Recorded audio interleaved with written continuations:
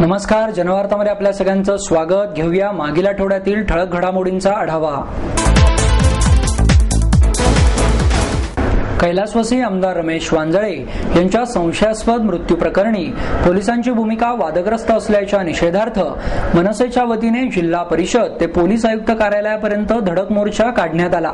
या मोर्चामध्ये पक्षाचे आमदार राम कदम, शहराध्यक्ष प्रकाश ढोरे, नगरसेवक रवींद्र धंगेकर, किशोर शिंदे, वसंत मोरे, बाबा जाधवराव, रणजित शिरोळे, विकास बापू दांगट, जिल्हाध्यक्ष दिलीप बाठे, हर्षदा वांजळे यांच्यासह हजारो कार्यकर्ते सहभागी झाले। मोर्चा पोलीस आयुक्तालयावर आल्यानंतर कदम यांच्या नेतृत्वाखाली शिष्टमंडळाने पोलीस आयुक्त मीरा बोरवणकर यांची भेट घेऊन वांजळे यांच्या मृत्यूची सखोल चौकशी करण्याची मागणी केली।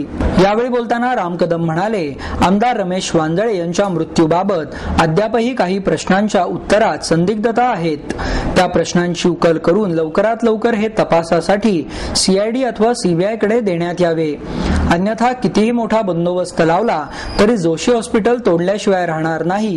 इतकेच नाही तर विधानसभेत पुन्हा एकदा राडा होईल याची नोंद शासनाने घ्यावी, असा इशाराही राम कदम यांनी दिला। यावेळी बोलताना हर्षदा वांजळे म्हणाल्या, जहांगीर रुग्णालयात वांजळे यांच्या एकूण 24 प्रकारच्या तपासण्या झाल्या होत्या। त्या सर्वांचे रिपोर्ट नील आले होते। ते रोज व्यायाम आणि प्राणायाम करत असत, त्यामुळे त्यांना हृदयरोगाचा झटका येऊच शकत नव्हता। उत्तरीय तपासणी अहवालामध्ये वांजळे यांचा मृत्यू हृदयाच्या नसा ब्लॉक झाल्यामुळे झाला असे नमूद करण्यात आले आहे। यावर आमचा अजिबात विश्वास नाही, असेही हर्षदा वांजळे यांनी सांगितले।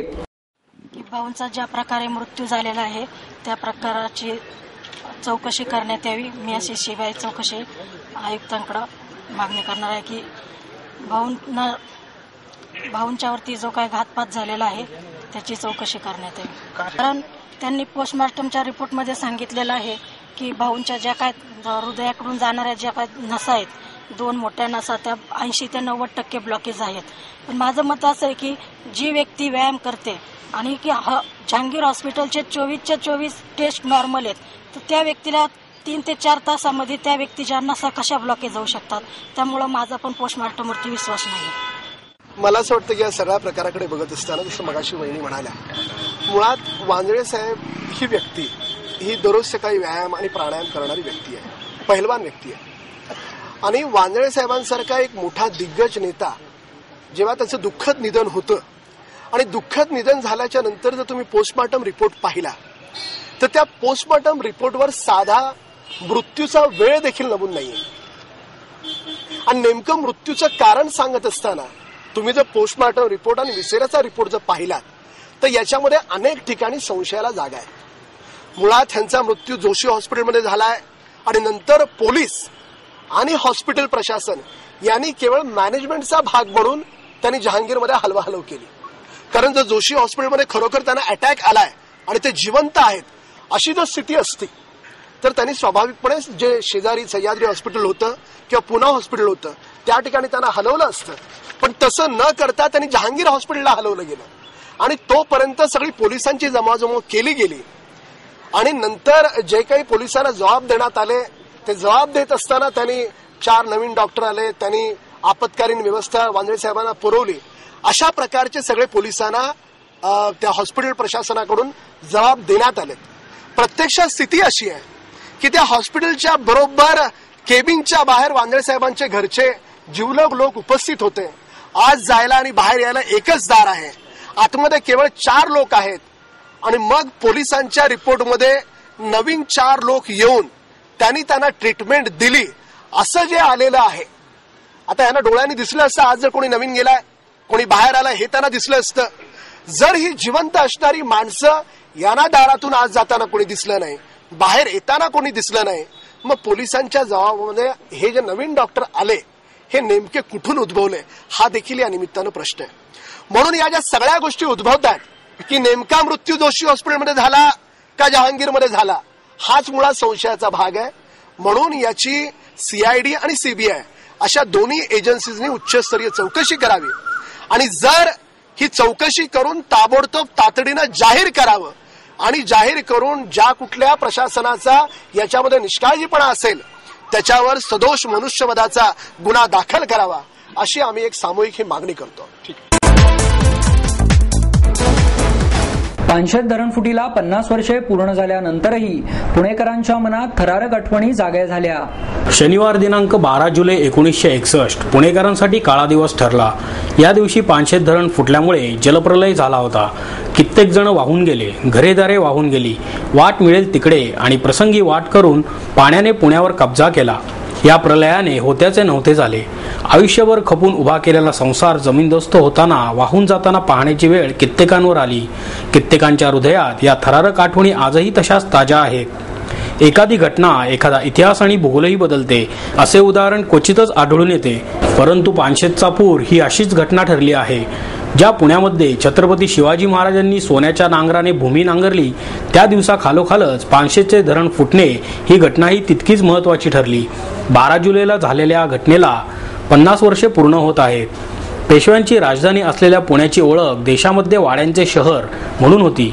मात्र या वाड्याच्या शहराला आणि संस्कृतीला पानशेत धरण फुटीने ग्रहणच लागले. हा दिवस पुणेकरांसाठी काळाकुट्ट दिवस मानला जातो. वास्तविक पाणी साठवण्याची घाई करण्यात आल्यानेच हे धरण फुटले अशी चर्चा दरम्यानच्या काळात झाली. जुलैचाच महिना असल्याने पावसाचा जोरही होता. या पावसाचे पाणी पानशेत धरणात अडवण्यात आले. पाणी साठवल्याने या धरणाच्या भिंतींना चिरा पडल्या. जसजसे पाणी वाढत गेले तसतशा चिरा वाढत गेल्या. त्यानंतर मात्र सगळ्यांचीच पाचावर धारण बसली. रात्रभर पडणाऱ्या पावसामुळे धरणाची भिंत अधिकच खचली. लष्कराच्या जवानांनी शर्थीचे प्रयत्न सुरू केले, परंतु त्यांचे हे प्रयत्न अपुरेच ठरले. पहाटेच्या सुमारास धरण फुटल्याची वार्ता पुणेकरांना मिळाली. नदीमधून येणारे पाणी पाहण्यासाठी संभाजी पुलावर बरीच गर्दी जमली. सर्वजण पुलावरून वाहणारे पुराचे लोंढे बघत होते. पाणी पुलाच्या अवघ्या 5 फुटांवर खाली आले होते. पाहता पाहता अलका टॉकीज चौकापर्यंत पाणी येऊ लागले होते. तेव्हा पानशेत धरण फुटल्याची कल्पना लोकांना आली. पाण्याच्या तडाख्याने मातीची घरे धडाधड कोसळत होती. घरातील चीजवस्तू, मुकी जनावरे वाहून जात होती. शनिवार, नारायण, कसबा, शिवाजीनगर, सोमवार, रास्ता आणि मंगळवार या पेठाही पाण्याखाली होत्या. संभाजी पुलाच्याही फक्त कमानीच शिल्लक राहिल्या होत्या. या पाण्याच्या प्रलयाने पुणेकरांचे जीवन साफ झाले, तर त्याच दरम्यान चोरट्यांनी सर्व वस्तू साफ केल्या. चोरट्यांनी पानशेत बरोबरच खडकवासला धरणही फुटले आहे अशी अफवा उठवली. या माहितीने लोक हातात जे मिळेल ते घेऊन पळू लागले. कोणी पर्वतीवर गेले, कोणी लहान मुलांना घेऊन उंच इमारतीवर गेले. घराला कुलूप सुद्धा लावण्यासाठी लोक थांबले नाहीत. या धरणफुटीत शहरातील 88,239 तर ग्रामीण भागातील 6,837 नागरिकांना झळ सोसावी लागली. या प्रलयामध्ये 4,421 तर ग्रामीण भागातील 632 नागरिक आपले घर गमावून केवळ अंगावरच्या कपड्यांनिशी रस्त्यावर आले होते. अशा परिस्थितीत तत्कालीन सरकारने धरणग्रस्तांच्या मदतीसाठी स्वतंत्र यंत्रणा उभारली. या यंत्रणेने पूरग्रस्तांना 9 नव्या वसाहती उभारून दिल्या. काहींना ओटे बांधून दिले, काहींना 99 वर्षांच्या करारावर घरे दिली. परंतु पूरग्रस्तांना मदत करताना शासनाने 2 महत्त्वाच्या चुकाही केल्या. यामध्ये ज्यांना घरे देण्यात आली ती खरीच पूरग्रस्त आहेत का याची शहानिशा केली गेली नाही आणि जी खरीच पूरग्रस्त आहेत ते मात्र तसेच राहिले. आणि दुसरी चूक म्हणजे ज्यांना सरकारने छते दिली त्यांच्या नावावर घरे करण्याची किमया त्यांनी दाखवलीच नाही. सरकारच्या वतीने झालेल्या 2 चुकांची दुरुस्ती अद्यापही 50 वर्षानंतर सुधारण्यात आलेली नाही. सन 1961च्या जनगणनेनुसार पुण्याची लोकसंख्या 6 लाख होती. तीच लोकसंख्या 2011च्या जनगणनेनुसार 38 लाख झाली आहे. पानशेतचा पूर हीच या सगळ्याची सुरुवात होती. म्हणूनच त्याला पुण्याच्या समाज जीवनामध्ये वेगळे महत्त्व आहे. पानशेत नंतर पुण्यातील उद्योगधंदा जोमाने वाढला. ज्या शहरांनी आपली वाडा संस्कृती गमावली त्याच शहराचा आज चहूबाजूने विस्तार झाला आहे. याच पानशेतच्या पाण्याचा पुणेकर प्रत्येक ठिकाणी वापर करीत आहेत. पानशेत आत्मा तर पुणेकर त्याचे शरीर आहे. म्हणूनच गेल्या कित्येक वर्षांपासून पानशेत आणि पुणेकर एकमेकांच्या साथीनेच विकासाच्या वाटेवरून वाटचाल करीत आहेत. पुण्याची झालेली प्रगती ही वास्तविक पाहता पानशेत धरणामुळेच झाली आहे हे पुणेकर कदापिही विसरणार नाहीत. नेत्यांच्या नीतीमध्येच सुधारणा झाल्याशिवाय देशाची प्रगती होणे अशक्य आहे असे प्रतिपादन राष्ट्रीय लोकजनशक्ती पक्षाचे अध्यक्ष रामविलास पासवान यांनी केले. उपोषण करून बदलण्याचा प्रयत्न करीत आहेत, त्यास आम्ही सर्वतोपरी विरोध करीत आहोत असे सांगून देशातील जातीय व्यवस्था संपुष्टात आली नसल्याने आजही दलित जनतेवरील अन्याय अत्याचार कमी झालेला नाही त्यामुळे दलित पॅंथर ही चळवळ पुन्हा जोमाने सुरू झाली पाहिजे, त्यासाठी सर्व कार्यकर्त्यांनी एकत्र यावे असे आवाहन पासवान यांनी केले. दलित पॅंथरच्या 39व्या वर्धापन दिनानिमित्त आयोजित कार्यक्रमाचे उद्घाटन पासवान यांच्या हस्ते करण्यात आले.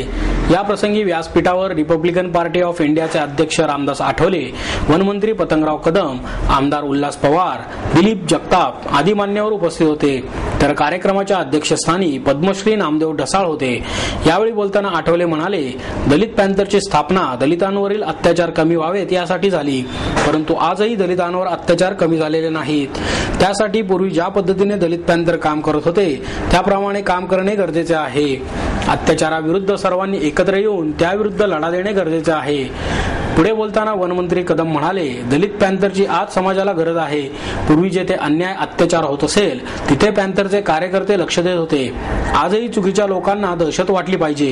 यासाठी पुन्हा एकदा दलित पॅंथरने जोमाने उभे राहणे गरजेचे आहे असेही त्यांनी सांगितले. शनिवारवाड्याजवळच्या पेशवेकालीन गणपती मंदिरातील दानपेटी फोडून 32,000 रुपयांची चोरी करण्यात आली. या मंदिराचे शटर उचकटून चोरट्यांनी दानपेटीतील 32,000 रुपयांची रोकड लांबवल्याची धक्कादायक घटना घडली. शिवाजी रस्त्यावर मध्यरात्री पोलिसांची नाकाबंदी आटोपल्यानंतर चोरट्यांनी दानपेटीतील रोकड लांबवल्याने या परिसरात खळबळ उडाली. श्रीमंत पेशवे गणेश मंदिराचे विश्वस्त गणेश नगरकर यांनी या संदर्भात विश्रामबाग पोलीस ठाण्यात फिर्याद दिली आहे. अहोरात्र गजबजलेल्या शिवाजी रस्त्यावर मध्यरात्रीपासून पोलिसांनी नाकाबंदी केली होती. पहाटे 5च्या सुमारास नाकाबंदी आटोपून पोलीस रवाना झाले. त्यानंतर या गणेश मंदिराचे शटर चोरट्यांनी उचकटले आणि दानपेटीतील 32,000 रुपयांची रोकड घेऊन चोरटे पसार झाले. या मंदिराचे पुजारी जयंत पाटणकर हे नेहमीप्रमाणे पूजा करण्यास आले तेव्हा हा प्रकार निदर्शनास आला. त्यांनी खजिनदार ज्ञानेश्वर फडतरे यांना या घटनेची माहिती दिली. पेशवेकालीन गणपती मंदिरात चोरी झाल्याचे समजल्यानंतर या परिसरात खळबळ उडाली. परिमंडळ 1चे पोलीस उपायुक्त ज्ञानेश्वर फडतरे, सहाय्यक आयुक्त भारत भूषण शर्मा, विश्रामबाग पोलीस निरीक्षक अर्जुन सकुंडे, राजेंद्र सावंत, उपनिरीक्षक अनंत खळदकर यांनी घटनास्थळी धाव घेतली. तसेच सहाय्यक निरीक्षक आणि ठसेतज्ञ संजय भोराडे यांनी घटनास्थळाची पाहणीही केली. माजी मुख्यमंत्री अशोक चव्हाण आणि खासदार सुरेश कलमाडी निर्दोष आहेत असे मत काँग्रेसचे सरचिटणीस दिग्विजय सिंह यांनी व्यक्त केले. आषाढी एकादशी निमित्त दिग्विजय सिंग पंढरपूर येथे गेले होते. तेथून ते पुण्यातील काँग्रेस भवनात आले. तिथे कार्यकर्ते आणि पदाधिकाऱ्यांसमोर त्यांनी भाषण केले. यावेळी दिग्विजय सिंग म्हणाले, भाजप आणि शिवसेना हे पक्ष राज्यघटना बदलू पाहत आहेत. अशा पक्षांबरोबर रामदास आठवले गेले. त्यांच्या निर्णयाची मी निंदा करतो. ज्यांनी केवळ दंगे केले, सांप्रदायिक वाद उत्पन्न केले, डॉक्टर बाबासाहेब आंबेडकर यांच्या विचारांच्या विरोधात काम केले, त्यांच्याबरोबर आठवले गेलेच कसे असा प्रश्न दिग्विजय सिंग यांनी उपस्थित केला. भारतीय जनता पक्षावरही त्यांनी यावेळी जोरदार टीका केली. हा पक्ष भ्रष्टाचारात बुडालेला पक्ष आहे, पण कोणावरही कारवाई न करता भ्रष्टाचाराला पाठीशी घालण्याचे कामच पक्षाने केले आहे असे सांगून ते म्हणाले की फेसबुकसह मी सर्वत्र शिव्यांचाच धनी झालो आहे, कारण मी नेहमीच खरे बोलतो आणि तसे बोलायला मी कधीच घाबरत नाही असेही त्यांनी सांगितले. काँग्रेस पक्ष नेहमीच भ्रष्टाचाराच्या विरोधात लढत आला आहे. माहिती अधिकाराचा कायदाही काँग्रेसनेच या देशात आणला आणि त्या कायद्यामुळे अनेक मोठे घोटाळे उघडकीस आले. अशा अनेक प्रकरणांमध्ये जे दोषी आढळले अशा कार्यकर्त्यांवर, पदाधिकाऱ्यांवर काँग्रेसने कारवाई देखील केली आहे. अशा कारवाया करताना पक्ष कधीही कचरलेला नाही. अशोक चव्हाण यांना आदर्श प्रकरणात आणि कलमाडी यांनाही दोषी ठरवण्यात आले याचे दुःख वाटते. मात्र हे दोघेही निर्दोष आहेत असे माझे वैयक्तिक मत आहे असेही दिग्विजय सिंग यांनी सांगितले. एखाद्यावर आरोपपत्र दाखल झाले आणि त्यानंतर तपास पूर्ण झाला असेल तर त्याला तुरुंगात ठेवण्यात काहीच औचित्य नाही हे न्यायपालिकेने देखील लक्षात घेतले पाहिजे. त्यामुळे कलमाडी यांना जामीन द्यायला काहीच हरकत नाही असे मतही दिग्विजय सिंग यांनी व्यक्त केले. महाराष्ट्रात काँग्रेस पक्ष मजबूत आहे. निवडणुका तोंडावर आल्या असून राष्ट्रवादी काँग्रेस आणि आपल्यात अजूनही काही वादविवाद आहेत, परंतु अशा वादामुळे इतर पक्ष महाराष्ट्रात मजबूत होतील हे लक्षात घेतले पाहिजे असेही त्यांनी सांगितले. पुणे नगर निगम में कांग्रेस कमजोर नहीं, हम लोग मजबूत के साथ खड़े हैं. अभी से आप लोगों को हर वार्ड में इस बात की तैयारी कर देना चाहिए कि हम लोग अगर समझौता होता है एनसीपी के साथ तो समझौते के साथ लड़ेंगे, जो भी निर्णय होगा पालन करेंगे, लेकिन अगर नहीं होता है तो उसकी तैयारी भी हमको अभी से कर लेना चाहिए, ताकि यह वक्त पर हमको फिर कैंडिडेट ढूंढने में परेशानी ना हो। और आज के भारतीय जनता पार्टी और शिवसेना